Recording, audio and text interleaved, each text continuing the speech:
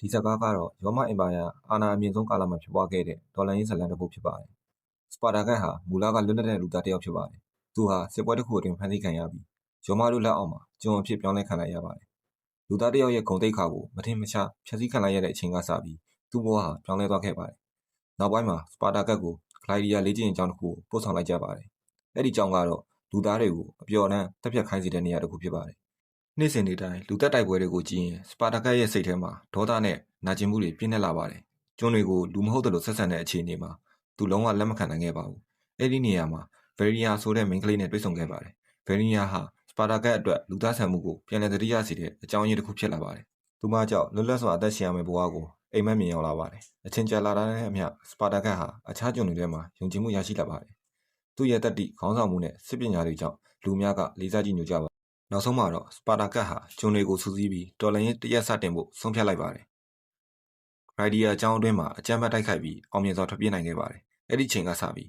စပါတာကတ်ဟာကျွန်းတပ်ဖွဲ့ရဲ့ခေါင်းဆောင်ဖြစ်လာပါတယ်။လမ်းကြားတစ်လျှောက်မှာလည်းကျွန်းသွတ်တွေကိုစတိုက်ပါဝင်လာကြပါတယ်။လူဦးရေရမ်းများလာတဲ့အတွက်တော်လှန်ရေးရဲ့အင်အားလည်းကြီးထွားလာပါတယ်။စပါတာကတ်ရဲ့ရည်ရွယ်ချက်ကတော့အာဏာရဖို့မဟုတ်ပါဘူး။သူလိုချင်တာကလူတိုင်းလွတ်လပ်စွာတက်ရှင်နိုင်မှုဖြစ်ပါတယ်။ဒီတော်လှန်ရေးသတင်းဟာရောမအင်ပါယာတစ်ခုလုံးကိုပြန့်နှံ့သွားပါတယ်။ရောမအာဏာအပိုင်တွေကတော့ဒီအဖွဲ့ကိုအနေအကြီးတစ်ခုအဖြစ်မြင်လာပါတယ်။ဂျွန်နယ်ကာဂတ်စ်ကိုစပါတာကတ်ကိုဖျက်ဆီးဖို့တာဝန်ပေးလိုက်ပါတယ်။ကာဂတ်စ်ဟာစီကံတင်းကျပ်ပြီးရက်ဆက်တဲ့စစ်ကောင်းဆောင်တစ်ယောက်ဖြစ်ပါတယ်။ရောမတပ်တွေဟာလက်နက်အပြည့်စုံနဲ့တော်လှန်ရေးကိုတိုက်ခိုက်လာကြပါတယ်။တိုက်ပွဲတိုင်းမှာသူထက်သွင်ဖြစ်ပွားခဲ့ပါပွဲပန်းမှာတော့စားတောက်ရေးလက်နက်လူအင်အားအခက်အခဲတွေပေါ်ပေါက်လာပါတယ်။တချို့လူတွေကကြောက်ရွံ့လာပြီးအုပ်စုကနေခွဲထွက်သွားကြပါတယ်။ဒီအခြေအနေတွေကြောင့်စပါတာကတ်ဟာစိတ်ဖိစီးမှုများစွာခံနေရပါတယ်။ဒါပေမဲ့သူဟာခေါင်းဆောင်တစ်ယောက်အနေနဲ့အားလုံးကိုမျှော်လင့်ချက်ပေးဖို့ကြိုးစားနေပါတယ်။ဗယ်ရီနီယာနဲ့အတူလွတ်လပ်တဲ့ဘဝကိုတည်ဆောက်ခြင်းတဲ့အိမ်မက်ကိုမပျက်စီးစေချင်ပါဘူး။နောက်ဆုံးမှာတော့ရောမတက်ကြီးနဲ့အဆုံးအဖြတ်တိုက်ပွဲကြီးဖြစ်ပွားလာပါတယ်။နှစ်ပတ်လုံးအသက်ပေးတိုက်ခိုက်ကြပါတယ်။စစ်အင်အား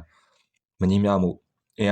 တွေကြောင့်စပါတာကတ်တပ်ဖွဲ့ဟာအင်အားနဲ့ပါလာပါတယ်။တော်လှန်ရေးတပ်ဖွဲ့အများစုဟာကြာဆုံးသွားကြပါတယ်။စပါတာကတ်ကိုယ်တိုင်လည်းဒဏ်ရာအပြင်းထန်စွာခံစားခဲ့ရပါတယ်။ဒါပေမဲ့သူဟာမရက်မနာတိုက်ခိုက်သွားပါတယ်။သူ့အတွက်အရေးကြီးဆုံးကလွတ်လပ်မှုပါပဲ။နောက်ဆုံးအချိန်မှာတော့ကျွန်းတယောက်အဖြစ်မတည်ဆုံးခြင်းပါဘူး။စပါတာကတ်ဟာလွတ်လပ်ရေးအတွက်အသက်ပေးပြီးကြာဆုံးသွားပါတယ်။ရောမဘက်ကတော့စပါတာကတ်ရဲ့အလောင်းကိုဒီချမခွဲခြားနိုင်ခဲ့ပါဘူး။ဒါဟာသူ့ရဲ့စိတ်ဓာတ်ကမတည်ဆုံးမှုဆိုတဲ့သင်္ကေတတစ်ခုလိုဖြစ်နေပါတယ်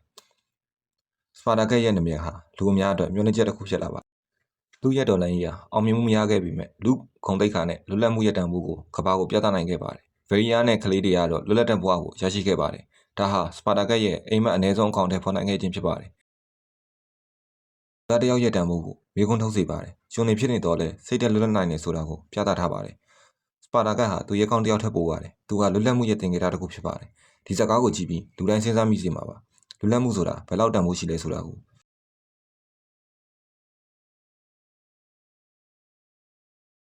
ကျွန်တော်ရဲ့ channel လေးမှာဇာတ်လမ်းကောင်းလေးတွေတင်ဆက်သွားမှာမို့ like and subscribe လေးလုပ်ခဲ့ကြပါအောင်နော်။